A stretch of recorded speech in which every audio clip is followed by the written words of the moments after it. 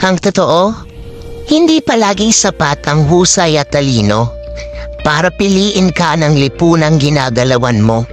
Hindi basihan ang kakayahan o kung mayroon ka mang napatunayan, dahil mas nangingibabaw pa rin sa pagpili kung sino ang mas malapit sa itinuturing nilang hari.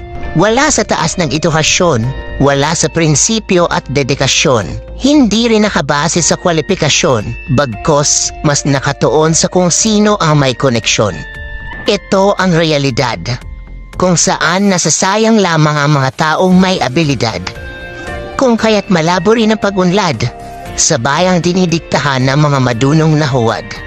Sa huli, talo pa rin ang husay at talino ng taong may koneksyon sa mga nakaupo sa pwesto.